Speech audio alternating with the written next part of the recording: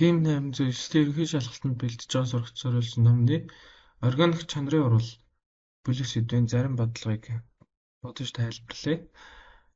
За 1344 дугаар даалгавар нь дараах нийтлүүдээс аль нь боромын усны өнгийг арилгах вэ гэж. Тэгэхээр энэ болохоор боромтой одоо аль нь шууд ямар нэгэн нөхцөлийн оролцоогоор урвалд орох вэ гэсэн асуулттай юм.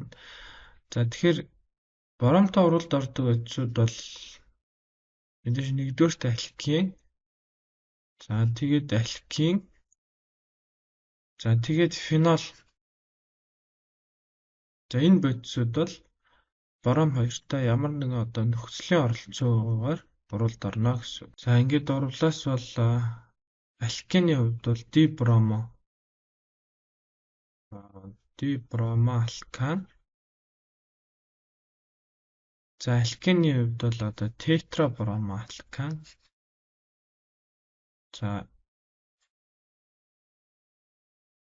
өмнөх органик нэгдлийн хим шин чанар гэсэн бүлэг дээр урвлуудыг бичсэн учраас одоо ингээд хэлбэршүүлээд явчихъя. За фенолоос болвол 2, 4, 6 трибромо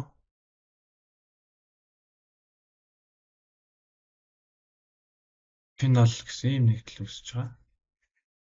За эндээс хамгийн онцлогтой нь энэ бол цагаан өнгийн тондос. Энэ фенолыг таньдаг чанарын урвал цагаан өнгийн тондос.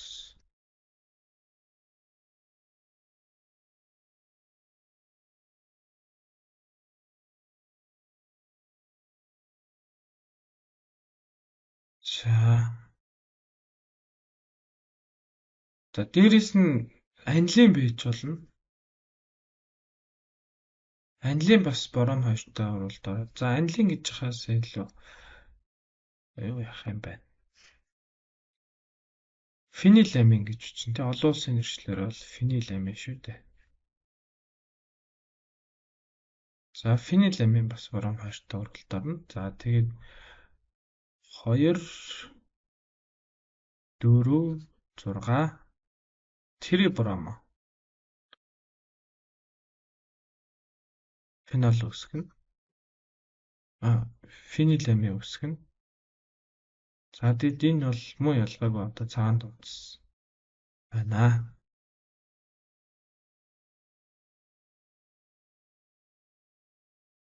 За зөвөр эхний хоёр тохиолдолд бол энэ хоёр төр боромын усны өнг арилна. За дараагийнх төр ч гэсэн арилгахыг үйл арилна л да.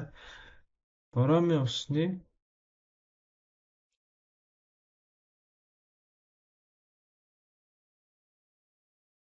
олбор шар. За заримдаа улаан хөрөмж гэж одоо бичээд байдаг тийм улаан хөрөм. За энэ өнг нь бол арилна гэсэн үг. Өнг арилна. За харин сүүлийн хоёр дээр болохоор энэ өнг арилаад нэмээд цаанд утас үүсдэг гэсэн. За инхээр биднэрт энд алкин байна. За тэгээд энэ алкин байна. За энэ бас хоёр шиг хоёр ч болоод тэгэхээр арилгана гэсэн үг шүү дээ. За ингээд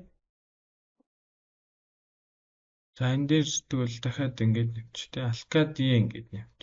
За инхээр энэ 5 дугаартаа чи алкадин гэсэн үг шүү дээ. Инхээр 2, 4, 5 D хариунд юм байна. За дараагийн даалгавар нь аль нь металл натриттай урвалд орох вэ гэж. Органик нэгдлүүдээс аль нь металл натриттай урвалд орох вэ? За металл натриттай нэгдүгürt бол спирт орно. За хоёрт нь бол алкин орно. Тэгвэл энэ алкин зөвхөн захын зэдрэл горчтой холбоотой байх ёстой. Гуравт нь бол фенол орно. За дөрөвт нь бол карбовчлал орно. За ийм дөрвөн анги үйлгийн нэгдэл бол металл натриттай урвалд орно. Ингээд эхнийхээс бол эро натрий тэд нэмэх нь ус төрөгч үүснэ. За хоёр дахьаас бол захын зэдрэх ус төрөгч нь металлаар халагдаад ийм нүүрс төрөгч жагалсан металл органик нэгдэл үүснэ. За цаанаас ус төрөгч үүснэ гэсэн. За дараагийнхаас нь бол C6 H5O натрий нэмэх нь ус төрөгч үүснэ гэсэн үг. За хамгийн сүүлийнхээс нь бол эрс натрий карбовчлын давс нэмэх нь ус төрөгч үүснэ гэсэн. За ингэхээр бид нарт энд спирт байна, фенол байна, карбовчлал байна гэхээр 1 4 5. За тэр нь аль нэг хариун дээр нь байх. Тэ энэ A B C гэдэг D-ийг нэш нь оруулж ирэх байна. Тэгэхээр нэг нь спирт учраас орно, 4 нь фенол учраас орно, 5 нь карбовчлал учраас орно. За мөнгөн толны уралд ордог гэж байна. За мөнгөн толны урал бол янз янзаар нэлээд хэдийн янзаар бичээд байгаа. Одоо тэгтээ бас нөгөө шинэ хөтөлбөр хэрэгжснээр одоо нэг нэрэндээ орж байгаа. За мөнгөн толны урал гэж байна. Урал гэж байна. Тэгээд мөнгөний оксидын амикийн уусмал гэж бас хэлсэн байдаг.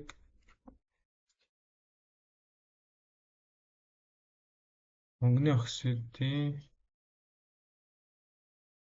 оксидын амикийн уусмалтай харилцан үйлчлэхийг мөнгөн толны урал гэж нэрлэж байгаа. Мөнгөний оксидын амикийн уусмал. За өөр зарим газар ингэ бичсэн. Мөнгөний нитратын амикийн уусмал гэж бас бичсэн байсан.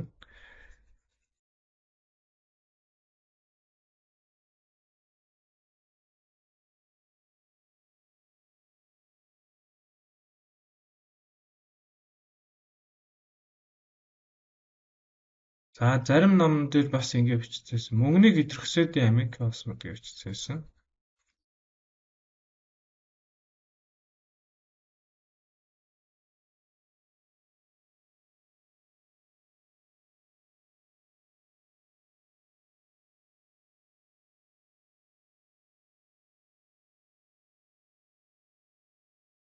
За эдгээр бүгд бол ижил буюу цаана нь аргентум NH3 2 дахин OH гэсэн ийм одоо комплекс нэгдлийн уусмлын тухай ярьж байгаа.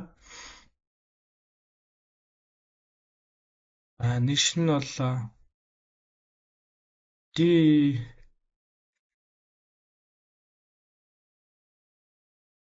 DMN тэгээд мөнгөний гидроксид гэж нэрлэх юм байна л да тий.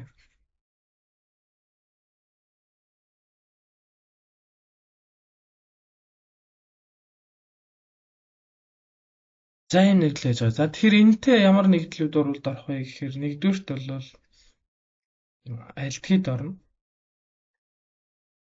За хоёрдугаарт бол энэ цахын зэдрийн 3 холбоо агуулсан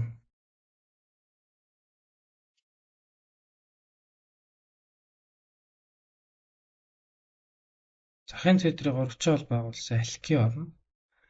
За тэгэд карбовчлууд дотроос юу орж байгаа?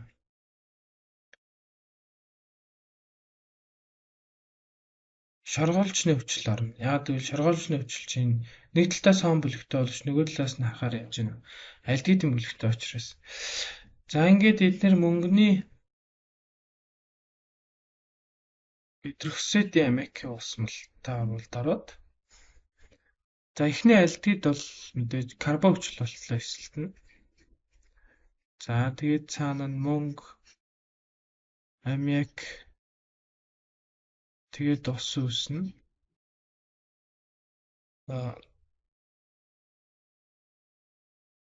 Тэгээ энэ дээр бол яг ер нь бол энэ бол нөгөө хүчил энэ болохоор суур. Тэгэхээр хүчил суур хоёр харилцан үйлчлээд эндээс бүр эцсийн бүтээгдэхүүн нь бол карбовчлын аммоны давс үүсэж байгаа. Ийм бүтээгдэхүүн үүсгэлтэй. За тэгээд төчлөгжүүлэх юм бол мэдээж карбовчлал үүснэ гэсэн үг.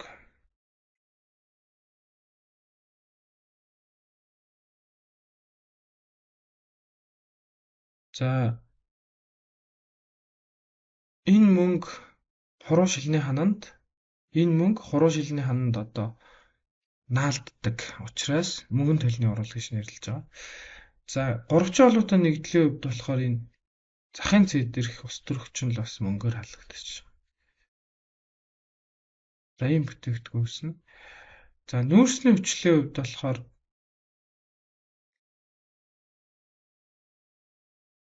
зэний хичээ.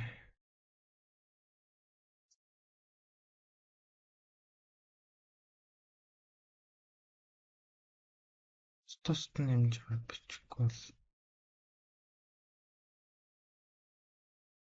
За энэ бүтээгдэхүүн энэ болохоор энэ бүтээгдэхүүн.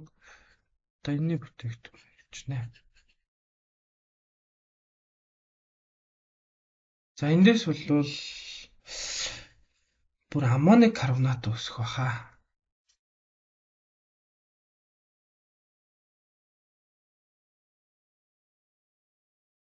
CO2 устай амигтай бичгтэй. За тэгээд цаана мөнгө үсээд. Нэмэх нь ус үүсэх. За ингээд ийм оруулал яадаг гэсэн. Тэгээд ялгаагүй нөгөө яах нь мөнгө ялгарч байгаа учраас мөнгөний төлний оруулалт болж байгаа гэсэн. За ийм гурван бодис бол мөнгөний төлний оруулалт авнаа. Тэгэхээр энд бид нарт энэ нөгөө шоргоолжны хүчлээ бас цууны альдгид байна. Бас захын зэдрийн 3 жолуудын нэгдлэн. Тэгэхээр 2 3 4 гээд зөв хариу нэрний ад дөрв байсан юм байна да. 2 3 4 зөв хариулт байна гэсэн үг.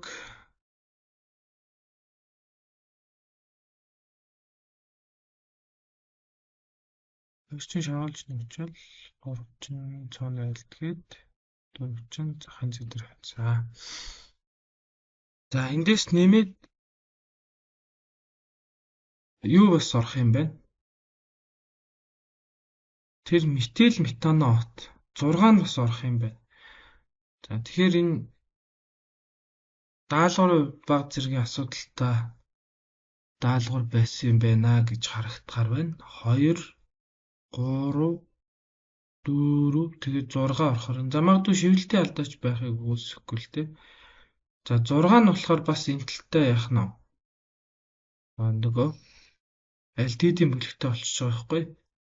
Тэгэхээр мөнгөний оксидын амикийн усмалтай оруулалт ороод мөнгөний гидоксидын амикийн усмалтай оруулалт ороод за тэгээд энтэлтэй эхлээд яах нь вэ? Альдидийн бүлэг нь эсэлтэд эхлээд карбон хүчил үүсгэж чинь.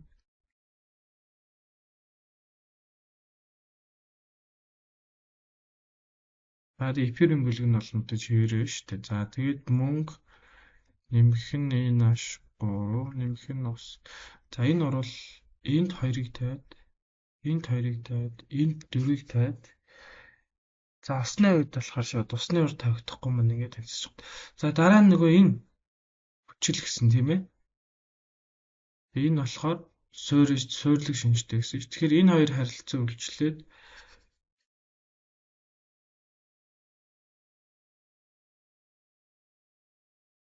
за яг органик эцсийн бүтээгдэхүүн нь бол ийм бүтээгдэхүүн байна. За ингээд 2 3 4 6 гэсэн ийм юмуд нь нэгдлүүд мөнгөний төлний оруулалт арах нэ.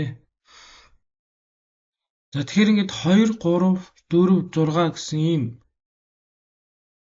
4 хувилбартай болчиход байгаа учраас эндээс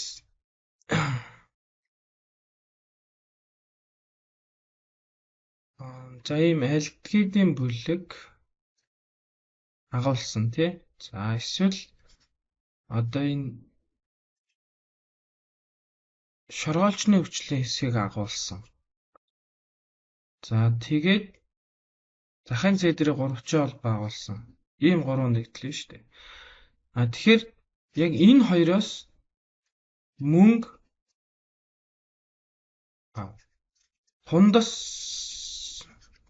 буюу за тунд хэлбэрээр хичээ тий.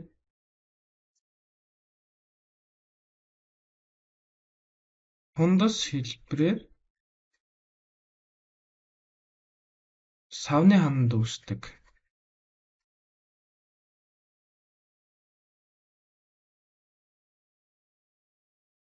Энэ одоо аргентум минус 3 2 дахин OH та урвалд орох боловч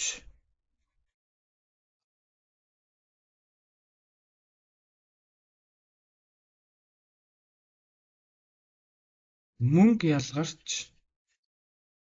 ялгардаггүй. Мөнгө ялгардаггүй. Тэгэхээр мөнгө ялгардаггүй учраас мөнгөн толны урвал гэж бол хараахан үзэхгүй байх.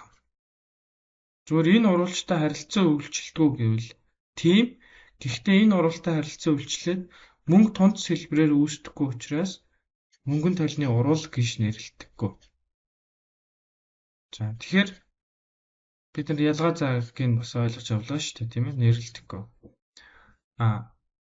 Энэ мөнгөний гидроксидын аммиакийн уусмалтай харилцан үйлчилдэг үү гэж асуух юм бол захын цэдрэг 3 холбоотой алкены хувьд тийм гэж хариулна. Харин мөнгөн толны урвалд ордгоо гэвэл үгүй гэж хариулах нь шүү дээ. Мөнгөн толны урвал зөвхөн энэ альдгид тэгээд энэ нэг талтай альдгидийн бүлэг агуулсан шаргоолжны хүчил эсвэл ийм нийлмэл период л орох нь л да. За тэгээд тооцох юм бол эндээс яах нь 4 нь хамааралгүй болоод 2 3 6 гэсэн бие хариулт нь зөв болох нэ. Тэгэхээр мөнгөн толны урвалд ордог байх эсвэл мөнгөний гидроксидын аммиакийн уусмалтай харилцаа үйлчилдэг байх бол жоохон ялгаатай боллоо, тийм ээ. За 4 урагшил нь C2H6, C2H4, C3H5, CH3, C6H6 гэсэн байцууд өгч. Эдгээрээс алийг нь калиум перманганаттай уусмалаар таних вэ гэж байна. За калиум перманганаттай харилцаа үйлчилдэг гэхээр алкин байна. За тэгээд алкин байна. За нөхцлөөс хамаарат мэдээж спирт эсэлтэн, тийм ээ. За тэгээд альдгид эсэлтэн. Тэгээд юу? Арены за ингэж C6H5R гэж тий. За ийм нэгдлүүд бол калиум манганод 4-ийн за уусамлаар хичээ тий. За тэгэхээр энэ нөхцлөөс хамаарат өөр бүтээгдэхүүн үүсгдэг байхгүй. Өөр бүтээгдэхүүн үүсдэг. Жишээлбэл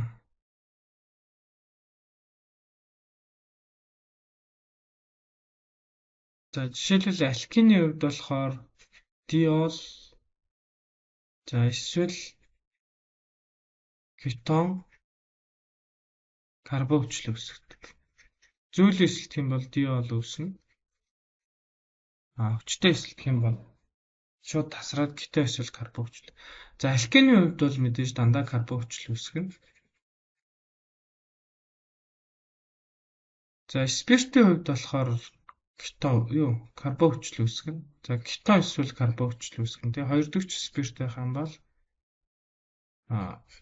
кетон болоод анх дахь спиртийн юм бол карбон хүчил болно. За альдгидийн хувьд бол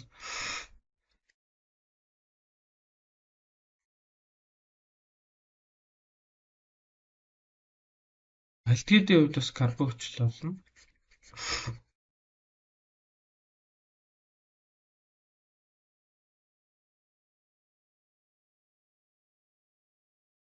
За C6H5 энэ арены гомологийн гишүүн гэж байгаа юм л тий.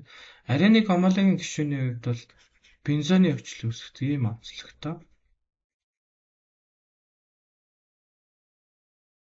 За чинь бид нар төгсөн энэ байна шүү дээ тий. Энийг одоо эсэлтүүлэх юм бол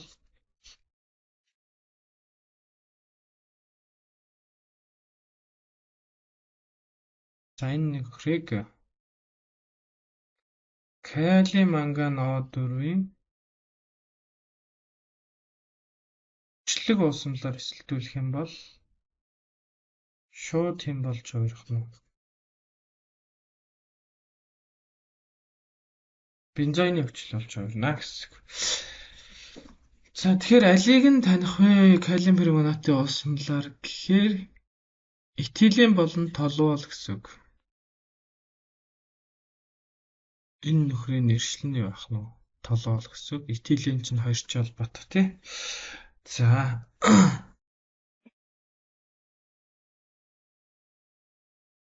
жишээн гидроксидтай хольж зөөлөн халаахад улаан өнгийн тонц үүсдэг гэж байна тий. За энэ бол мэдээж альдгид. За тэгээд засгийн гидроксидтай харилцан үйлчлээд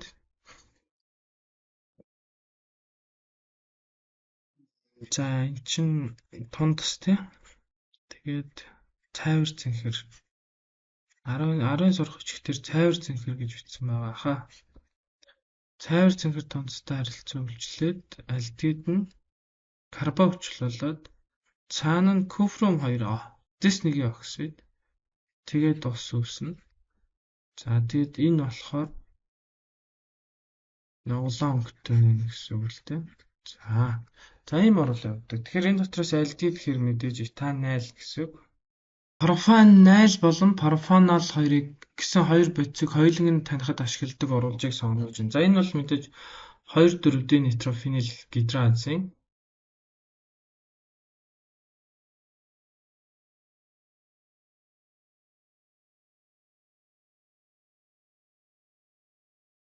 за энэ бол фенил нь. За энийг эргүүлээд бичнэ.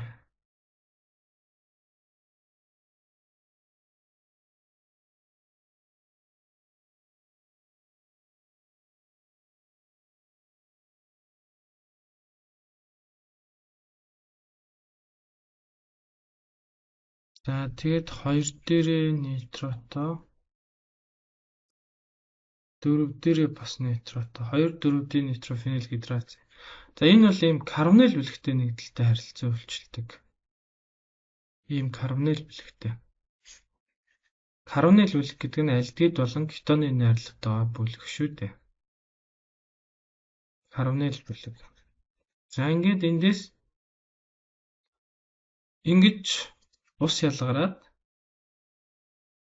тэгээд азот нь болохоор энэ нүүртөрөгчийн атом дээр очиж холбогддог гэсэн.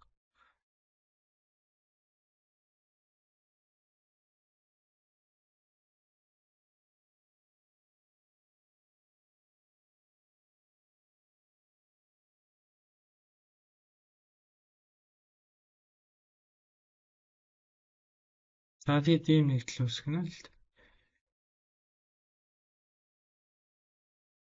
Нэмэх нь ус үүснэ гэж юм тий.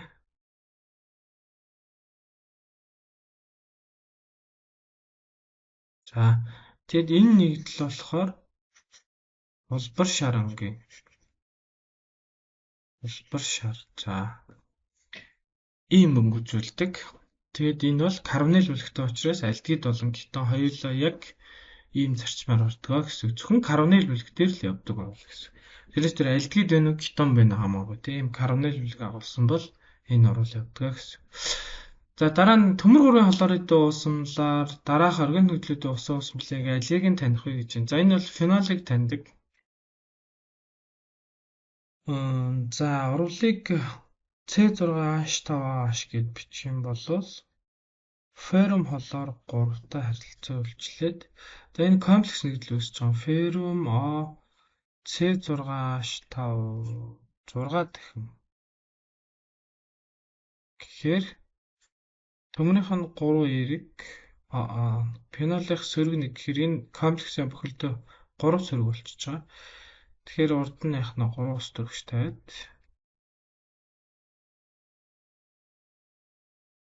за тэгээд цаана энэний өмнө 6-ыг тавиад цаана дахиад 3 аашилаар гэдэг ингээд бичих юм бол болох юм байна. За энийг одоо нийл ягаан.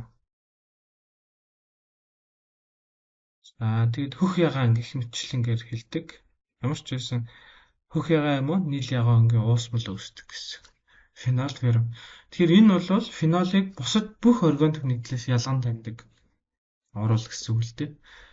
Зөвхөн феррум хлор 3-тай органик нэгдлүүд дотроос фенол харилцан үйлчилдэг гэсэн. За дараа нь зөв харгалзааг олно гэж байна тий. За энэ бол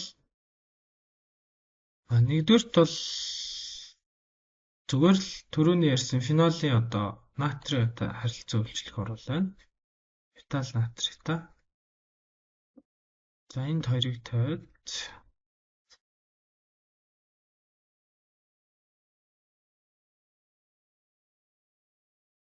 натрий нэмэх нь ус төрөгч. хий байдалтай өсөрч байгаа учраас мэдээж эндээс хий ялгарч байгаа. Тэгэхээр нэг нь бол C юм байна. За хоёр бол харилцан үйлчлэхгүй шүү дээ. Спирт натрийн очт оролт ордоггүй. За 3 нь болохоор энэ нэг юм болно. Таад нэг өвчл суурийн онол үзсэн учраас бас мэдж байгаах. За энэ H2 бол энэ дээр чөлөөтөстэй суурь өрг гүйцэтгэх нь. За энэ чөлөөтөсөөрөө H холоороос устөрөгчийн протоныг нэгдүүлээд тэгээд энэ H3 эерэг болно. За холоор нь сөрөг учраас ингээд ионы олоотой нэгдлүүл давс үүсэж байгаа байхгүй? Давс. Тэгээд энэ давс нь болохоор нөгөө энэ фениламин чи органик уусгах шүү дээ. Энэ давс нь органик уусгахч дуустдаг байхгүй? Тийм учраас давс үүсээ шууд доошо тасчихна гэсэн.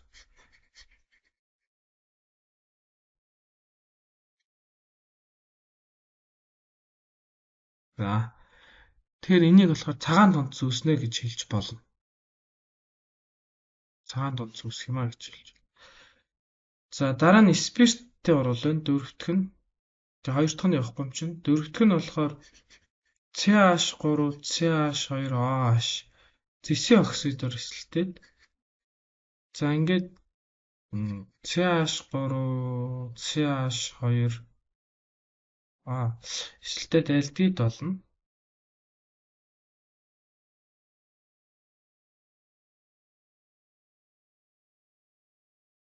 Альдгид үсээ цаана зис цэврээрээ үүснэ. Тэгээд ус үүснэ. Тэгэхээр энэ бол хар өнгөтэй. Энэ болохоор улаан өнгөтэй байл. За ингээд энэ болохоор зөв хариу Т гэсэн. За альдгидийн төрөнд зистэй оруулыг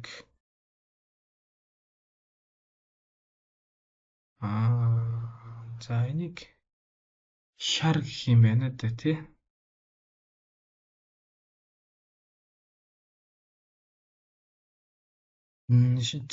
Тэгэхээр энэ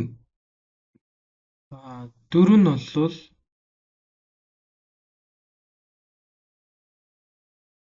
за 5-аас бас улаан тунц суух гэдэг байгаа байхгүй. За 5 яг бидний өмнөх одоо туршилтан дээр яг өмнөх даалгавар дээр бичсэн урвал байгаа байхгүй. Ингээд тэгээд альдгид нь карбокчлуулаад тэгээд цаана зис нэгэн оксид ус үүсэж байгаа тийм. Тэгэхээр энэ бас улаан болчиход байгаа байхгүй. Тэгэхээр яг зисийг болвол гялалтсан улаан хүрэн гэж ялгана. Тэгэхээр энэ дээр болохоор гялалтсан шар гэж зис бол шар өнгөтэй биш шүү дээ тийм ээ. Зис бол улаан хүрэн өнгөтэй. Тэгэхээр ингэхээр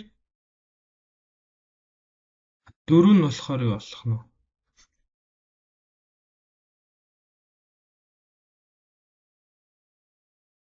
Дөрөв нь болохоор А болоод тэгээд 5 нь болохоор D болоод гэдэг. За ингээд нэгийн B нэг чинь хий ялгарна гэдэг нэгийн C. За тэгээ 2-ын E байх нь ойлгомжтой юм байна. 3-ын B-тэй 4-ийн A-та 5-ын D-тэй гэхээр зөв хариу нь D юм байна. За 3 шилэн савнд агаараас хөнгөн хий байдалтай X, Y, Z бодисуудыг хураавч дараах туршилтуудыг хийжээ гэж. X ба Y бодис нь калиум пермангаттай боромын усны өнгийг арилгадаг. За тэгэхээр энэ ханаагүй нэгдэл гэсэн үг. Тэ? Ханаагүй гэдэг нь алкин эсвэл яах нь алкин байж болох юм аа. Мөнгөний оксидын амикийн усмалтай харилцаа үйлчилж тунд үүсгдэг. Z бодис дээрх бодисуудтай харилцаа үйлчлэхгүй. X, Y, Z бодисууд хүчил төрөгчийн дотор шатч нүүрс хүчлийн ба ус үүсгдэг. За тэгэхээр энэ бол CX, HY гэсэн нэгдлүүд байгаа гэсэн. За X, Y чинь ханаагүй, Y нь болохоор мөнгөний оксидын амикийн усмалтай харилцаа үйлчилдэг. Y нь шүү дээ. За тэгэхээр зөв хариу нь D юм байна. Мөнгөний оксидын амикийн усмалтай харилцаа үйлчилдэг гэхээр нэг ацетилен чинь ийм захын зээ дээрээ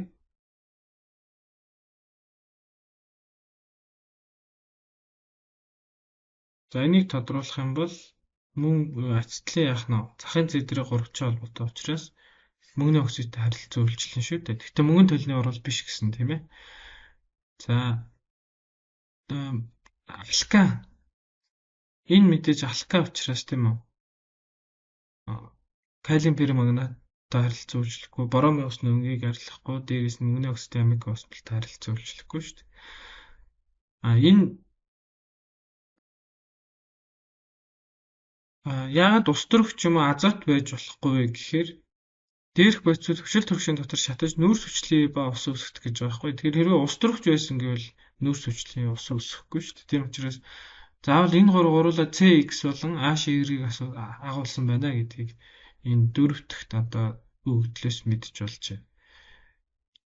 За дараагийн даалгавар нь C4H10O гэсэн найрлагатай нэгэн органик нэгдлийг эсэлтүүлэхэд үүссэн бүтээгдэхүүн нь пилингийн болон тоолонсын урвалжтай харилцан үйлчилдэг. Эсэлтлээр үүссэн байцыг нэрлэж үүссэн байцыг нэрлэж үүсэх изомерийн тоо олно гэж байна. Тэгэхээр энэ C4H10 гэхээр мэдээж юу байх нь вэ? Энэ бол спирт байна. Спирт. За эсвэл яг хаа энгийн эпир байх боломжтой л доо. Гэхдээ эсэлтэн гэхээр хэн байх нь вэ? Спирт ээ. Эсэлтэн. За спирт эсэлтэд хоёр янзын нэгдлийг үүсгдэг тийм ээ. Альдгид эсвэл кетон. За альдгид нь бол цаашаа үргэлжлээд юу болох нь вэ? Карбон хүчил үүсгдэг.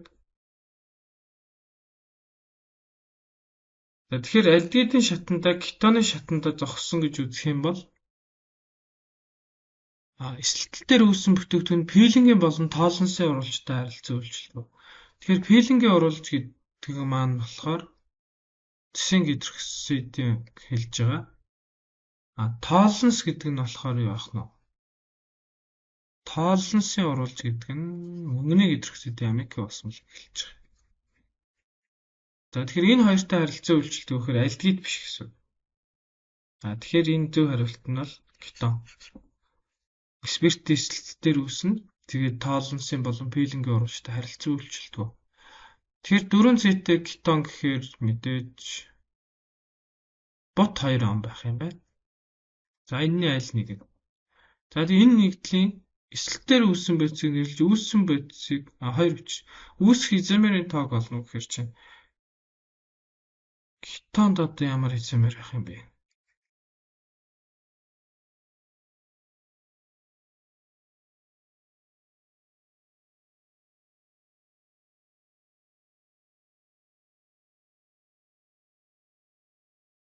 Эсвэл энэ анхны нэгдлийнхаа изомерийн тоог болох юм бол 4C-тэй спиртийнхаа.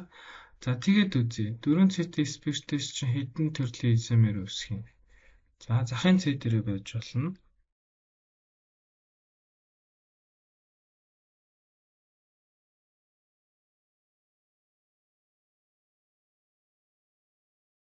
За тэгээд 2 дахь C дээрээ байж болно. За энэ дэр нь ч биш болоо явчлаа шүү. Харилцан үйлчлэлт үүсэт. За захын C дээрээ байгаад хаалгач нь эндээ байж болно. За эсвэл 3C дээр нь хаалгач нь голынхтай байж болно. Ийм дөрвөн янзын изомер үүсэх юм л да. 4 гэж байгаа юм ба штэ. Тэгэхээр зөв хариу C юм байна. Яг асуултаа жоохон ойлгомжгүй бичсэн юм байна. Эсэлтлээр үүссэн байцыг нэрлээд анхны органик бодисынхаа үүсэх изомерийн тоог олно гэвэл ойлгохоор байна тий. Энэ анхны нөгөө нэг C4H10O-гийн үүсэх изомерийн тухай асууж юм гэсэн. Тэгэхээр нийтдээ 4 изомер үүсэх. Захын C дээр байж болно, гол дээр байж болно, үндсэн хэлхэндээ 3-та OH нь захтай байж болно, үндсэн хэлхэндээ 3-та OH нь голтой байж болно. Дөрвөн төрлийн изомер. За фенол нь бензолоос илүү урвалын идэвхтэй вэ? Катализаторын оролцоогоор боромын усны өнгийг арилгадаг. За энэ бол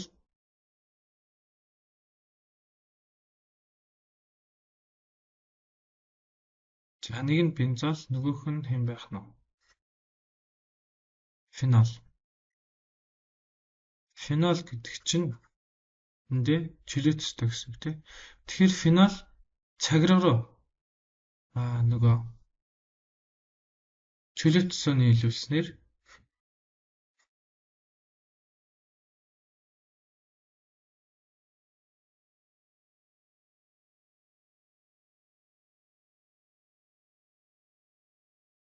за ийм. За тэгээд энэс дахиад ч гадна яах нь 2 3 төрлийн резонанс үүсгэж байгаа тийм. Энэний нөлөөгөөр өөрөөр хэлбэл энэ нэгдүгээр төрлийн халагч учраас OH нэгдүгээр төрлийн халагч учраас цагир руу электроныг нийлүүлээд энэний дүнд цагиргын электроны нягтрал ихсээд цагиргын электроны нягтрал ихсэж AC электрофил халах урвалын идэх нэмэгдэнэ. Тэгэхээр цагирга дээр нэгдүгээр төрлийн халагчтай байх юм бол цагир руу электроныг нийлүүлээд олмоор одоо электрофил халах урвалын идэх их нэмэгдэг гэсэн үг. За тэр нь хаана байна?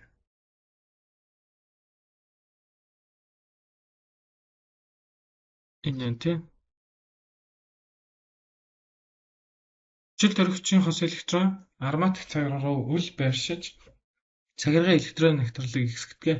Тийм болохоор арийн бол фенол бол бензолоос илүү идэвхтэй гэсэн үг. За дараах дөрвөн бодисын байгуулалтыг томыг сайтар ажиглаад даалгаврыг гүйцэтгэнэ. Натрин гидрэхсэлээр саармагч гурвалд ордог А, Б бодисын дугаар. Натрин гидрэхсэлээр саармагч гурвалд ордог гэхээр мэдээж карбон хүчилэн гэсэн үг шүү дээ, тийм ээ. Тэгжиж хүчил суурийн хоорондох саармагч гурвал явна гэсэн үг. Тэгэхээр А нь 2, Б нь 4 болно. 2 4-гээд 2 карбон хүчлээ шүү дээ. Хүчлэг очинд этилийн спиртийн нийлмэл эфир үүсгдэг. За спирттэй нийлмэл эфир үүсгдэг гэхээр мэдээж яах нь бас л карбон хүчил гэсэн.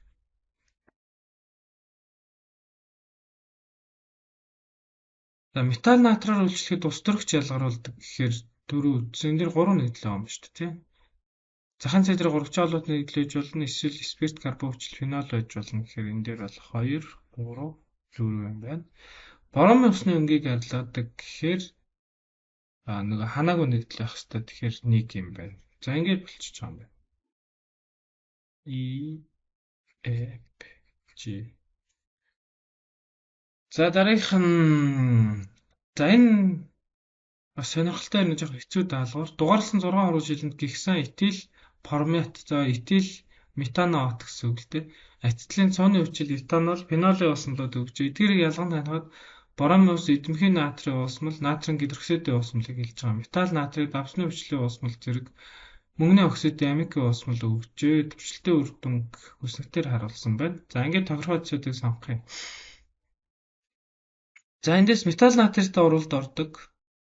Боромын устай уралд ордог. Натрийн очтой уралд ордог гэхээр 6 бол фенол гэсэн үг. За энэ бол өнөөдрийн бичлэг дээр өмнө нь гуруулаа гарсан шүү дээ. Металл натритаа орж байгааг нь боромын устай орж байгааг нь натрийн очтой орж байгааг нь харуулдаг юм тий.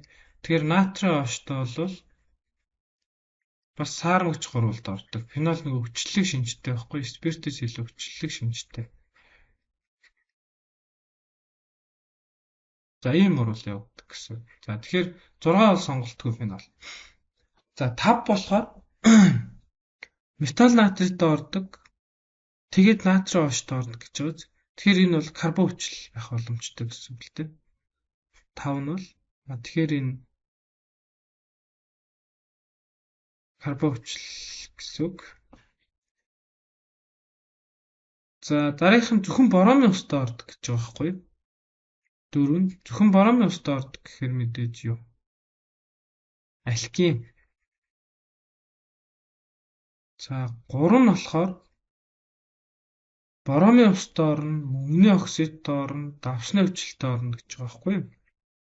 Тэгэхээр одоо үлдсэн бодисууд дотроос боромын устай ордог гэхээр зөвхөн ацетилын л үлдсэн л дээ. За ацетилын бол боромын устай орно. Дээрээс нь мөнгөний нөгөө захын цай дээр 3 холбоотой учраас мөнгөний оксидтай уралд орно. Мөнгөний оксидтэй амикийн усмалтай уралд орно. Тэгээд мөн А шолоортой нэгдэх хуралд орж штэ тий. Зүгээр хүчлэг орчинд уус нэгдүүлсэн ч болно. Энэ А шолоорын уусмал гэсэн байсан л. Тэгээ давсны хүчлэгээр чинь А шолоорын уусмал гэсэн. За хоёр нь болохоор металл натрид ороод давсны хүчлэлтэй ордог гэхээр энэ бол юу? Этил спирт. За металл натрид орох нь бол өмнө нь бичсэн. Давсны хүчлэлтэй орох нь гэхдээ уг нь давсны хүчил гэдэггүй л дээ. Энэ бол уг нь хий байдалтай А шолоортой ордог байхгүй. Тэгээд эндээс тэгэхээр энийг бол яг давсны хүчил гэж хэлэхгүй. Ус төрөгчийн холооридыг усанд уусгаад үүссэн усмлын л давсны хүчил гэж байгаа шүү дээ. Энэ бол давсны хүчил биш. Энэ бол ус төрөгчийн холоорид байхгүй. Тэгэхээр логикийн хувьд бас бага зэргийн асуудал байна гэсэн үг. За нэг нь бол одоо натрийн оштоо оролт ороод фенол хутлын дөнгөгүй усмал үүсгэх гэж байгаа. Тэгэхээр нэг нь бол яг энэ нийлэмж гэсэн үг л дээ. Тэгээд натрийн оштоо нөгөө гидролиж дараад карбон хүчлийн давс спирт үүсгэх гэсэн үг дээ. Суйрлын орчинд гидролиж учраас за ингээд хийчихэж байгаа гэсэн үг. Тэгэхээр ер нь бүх урвалуудын өмнө үзсэн учраас дахиж давтаж бичээд яах вэ? За сүүлийн үед ирж байгаа органик дээр ирж байгаа даалгавруудын өнгөс ерөөхдөө ийм одоо яг энэ тарагж байгаа 378 та төстэй болж байгаа. За ингээд хүчил төрөгчтэй органик нэгдлийн хим шин чанарыг урлын схемээр харуулва. За алкинээс спирт гаргаад дараа нь одоо 2 дугаартай спирттэй урал 2-д оруулаад кето үүсгээд 1 дугаартаас альдгид үүсгээд за тэгээ альдгидээс карбон хүчил үүсгээд карбон хүчлээсээ нийлэмж бэрүүсгэж. Тэгэхээр энэ бол бидний үздсэн байж болох хамгийн хялбар урлууд гэсэн үг. За тэгээд ингээд энэ 8 дугаартай бодисуудаас металл натридтай уралд ордгийг сонгоо гэж аадна. Тэгэхээр металл натрид тэгэхээр спирт болоо яах нь карбон хүчлэл орно. Тэгэхээр энд 2 бодсон гэсэн. Дугаар нь болохоор 3 тэгээд 6 2 гэсэн. За уралж 3-ын дугаарыг сонгоно гэж байна. Уралж 3 нь энэ спиртээс юу өсөж байна? За бүр анхдагч спирт гэчгөө. Анхдагч спиртээс альдгид өсөж байгааз. Тэгэхээр энэ бол эсэлтүүлэгч байна гэсэн. За бидний хамгийн сайн мэддэг эсэлтүүлэгч бол юу? Энэ дээр хэрэгэлдэг эсэлтүүлэгч бол юу шүү дээ? Нөгөө калин ди хромотой хүчлэг уусмал. Тэгтээ спиртээс альдгидын бол нэрд салгана. Тэгэхээр зөв хариулт нь бол Б нь болохоо 3. Уруулж 3-ын дугаар шүүд тийм ээ. Тэгэхээр калин ди хромотой хүчлэг уусмал тэгээд нэрнэ гэ. За дараа нь бодис 4-өөс бодис 2 үүсгэхэд ихэвчлэн хэрэгэлдэг оруулжийн дугаар гинэ. Бодис 4-өөс бодис 2. За бодис 4 нь болохоор кетон. Бодис 2 нь болохоор спирт. Тэгэхээр өөрөлд ийшээ явах тухай яриад байна шүү дээ. Тэгэхээр энэ бол ангижрах орул гэсэн үг.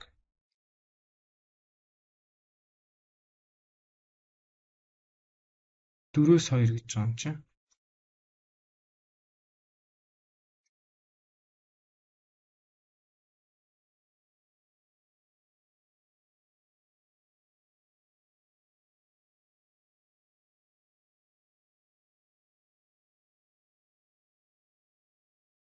За ангижрах орул гэсэн. Тэгэхээр энэ дээр ямар нэгэн ангижруулагч сонгоно. За энэ дээр натрий буур H4 л юм байна л да. 1 2 гэвчихсэн юм шиг. Натрий буур H4. Тэгэхээр ангижруулагч гэхэр литий алюмиум натрий буур H4 эсвэл литий алюмиум H4 гэдэг ийм л хоёр ангижруулагчийг бид нар хэрэгжилж байгаа шүү дээ. Тэгэхээр энэ дээр натрий буур H4 нэ.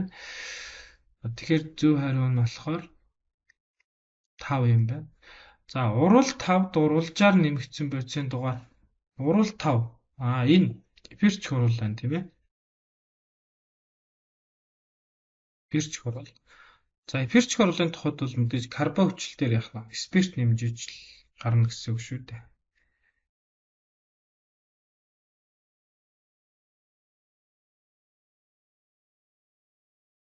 За ийм 1 2 3 4 1 2 3 4 ийм спирт дээр карбон хүчлэлээр спирт нэмээд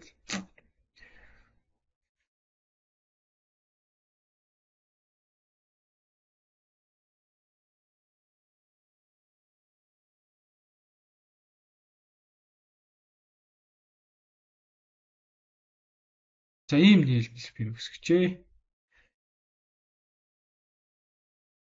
Тэгэхээр энийгээ буцаагаад гидролизд оруулаад үзэж болно. Тэг хүчлэг орчинд гидролизд оруулаад үзэж болно. Тэгэх юм бол гидролиз энэгээр явагдана. За тэгэд ийм карбовчил нэмэх нь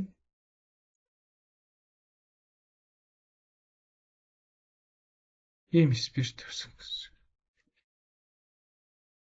Тэгэхээр энд болохоор юу нэмсэн байна вэ тэгвэл ийм спирт нэмсэн гэсэн үг. За тэгэхээр тэр нь болохоор 2 юм байна л да. Дин 2. 2 дууртай спиртийг нэмжээ.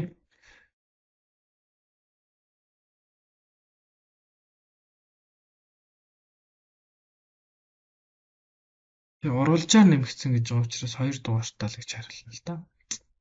Тэрнэт нөхцөл гэсэн бол харин эндээс хүчлэг орчин тэгээд 8-ыг нэмж болох юм. 8-ыг сонгож болох юм. Урал 5 одоо нэмэгдсэн нөхцөл гэж асуусан бол энэ эфирч хурал дандаа хүчлэг орчинд явдаг байхгүй. Тэгэхээр бид нар 8 гэж хариулж болно л да. Нөхцөл гэсэн бол энэ дэр уралж гэж байгаа учраас энэ бол их байдэс энэ нь юу болох нь уралж болно. Тэгээд энэ дээр хэрвээ нөхцөл хэрэгтэй байсан бол хүчлэг орчин усан ус хүчлэг орчинд явагдана гэд ингээд бичих ёстой. За дараа нь мөнгөн толны уралд ордог байцын дугаар. Тэгэхээр мөнгөн толны уралд бол альдгид л ордог тийм ээ. 5. Натрийн гидроксидын уусмалтай уралд ордог бодисуудын тоо гинэ. Натрийн онцтой уралд ордог гэхээр чинь энд харагдж байгаас карбон хүчил тэгээд юу байх нь вэ? Нийлэмэл бэр 2 байна. G нь болохоор 2 бодис байна. Тэр нь 6 7 2 гэсэн үг. За 2 4-ийн нитрофеnyl гидроазинтай уралд ордог бодисуудын тоо гэхээр E чинь мэдээж карбонил бүлгээ авсан нэглэл гэсэн тийм ээ. Тэгэхээр альдгид болон кетон гэхээр 2 бодис. Тэгээ аль хоёрын гэхээр 4 болон 5 гэсэн үг. За ингэж болчлаа. 2 4-ийн нитрофеnyl гидроазинтай уралд альдгид болон кетон. Энийг буруу газар тэмдэглэсэн шүү дээ. Чиг натрийн гидроксидын уусмалтай харилцуулж гэдэг чинь F тэр юм биш үү? F нь натрийн гидроксидын уусмалтай харилцуулж тэгэхээр 2 бодис байгаа. Тэр нь 6 болон 7 гэсэн. Оптик изомер үзүүлэлт гэхээр хиралцээтэй нэгдлийг сонгох нэ.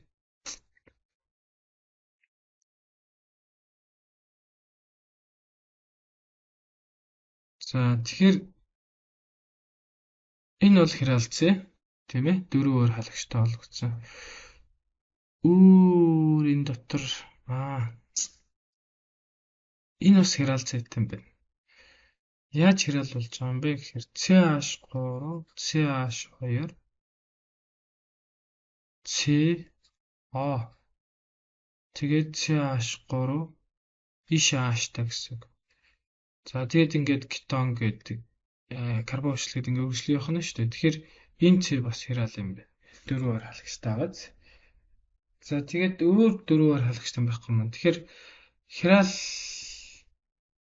оптик изомер үзүүлдэг бодисуудын тоо гэхээр G нь болохоор 2 юм байна. Тэр хоёр нь хин 2 юм бэ гэхээр 2 тэгээд 7 гэсэн үг. За ингэж болчлаа. За дараах нь альдгид баг кетоны хим шин чанарыг схемд тэдгэрийг харгалзах урвалын төлөвлөлт урвалжийг хүснэгт харуулва гэж. Мөнгөн толны урвалд ордог бодисын дугаар. Тэгэхээр альдгид тэгээд өөр байхгүй тий. Мөнгөн толны урвалд ордог бодисын дугаар гэхээр А нь бол 1 болчих. Тэр нь хэд юм бэ гэхээр 1 дугаартай бодис. Урвал 4-ийн урвалын төрлийн дугаар. Урвал 4. Энэ тий. Энэ бол 1 дэх урвал байна тий. Ус 1 дэх урвал. Тэгэд алкен дээр ус нэгдэж байгаа учраас мэдээж энэ бол А хэлгэн л тий. Алкан болон алкен дээр ер нь давхар алкан болон алкен дээр алкены үндсэн хэм шинж нь 1 дэх урвал тэр урвалынх нь механизм бол АЕ байхгүй. За тэгэхээр чи хаана урвалын төрлийн дугаар гидратац 7 ах нь шүү дээ тий. Ус нэгдэх оруулыг гидратаз гэж нэрлэдгийг бид нар өмнөх одоо бичлэгүүдээр бол улиг болтлоо ярьсан. За тийм учраас B нь болохоор 7 юм байна. Ус нэгдэх орул.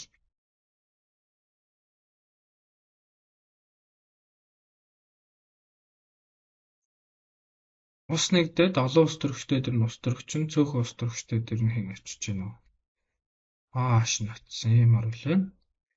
За механизмын хувьд бол энэ АЕ орул. За урал нэгд ашиглагдах уралжийн дугаар гэж шүү. Одоо жинхэнэ спиртээс юу өсөж байна? Урал нэг гэхэр чинь ангижрах урал байна шүү. Альдгидээс энэ сумыг харахаар чи альдгидээс спирт өсөж байгааз тийм учраас энэ бол ангижрах урал гэсэн үг. Тэгэхээр ангижруулагч бол хайнда натрий бороо H4 эсвэл литий алюмиум H4 гэхээр 5 юм байна. Урал 3-т ашиглагдах уралжийн дугаар. Урал 3 ус ялгаруулах урал гэсэн үг.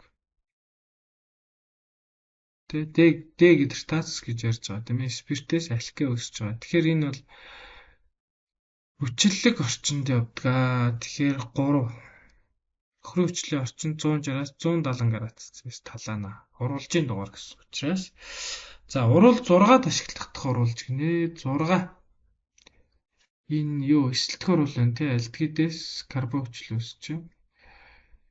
За тэгээд энэ болохоор 4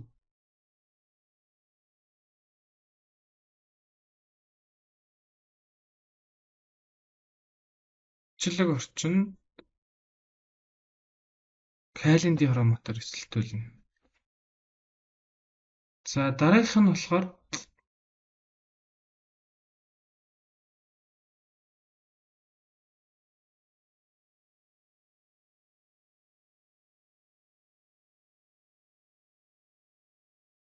гидролизийн уралд ордог бодисыг сонгоно гэж. За тэр нь нийлмэл эфир байх хэвээр.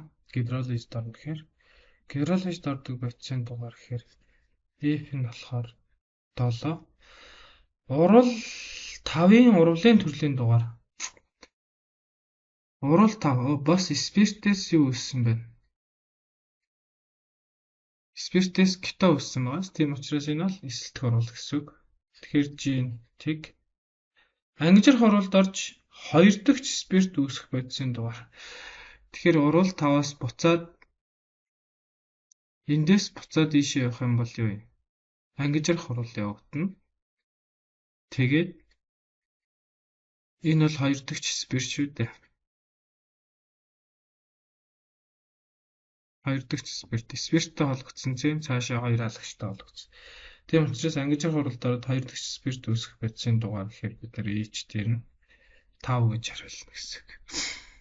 За энэ нийлмэл эфирийн гидролизыг яг бид нар өмнөх юун дээр бичсэн шүү. Энэ урвалыг гидролиз гэж байгаа тийм ээ. Тэгэхээр бид нар өмнөх хийм шинж стандарт дээр бас ярьсан байгаа шүү дээ. Гидролиз. Нийлмэл эфир бол 2 одоо нөхцөлд гидролизд орно. Хүчлэг болон суйрлаг орчинд гэдэг тийм ээ. За шилтийн гидролиз, хүчлэг гидролиз гэсэн даалгавар байсан шүү дээ. За ингээд энэ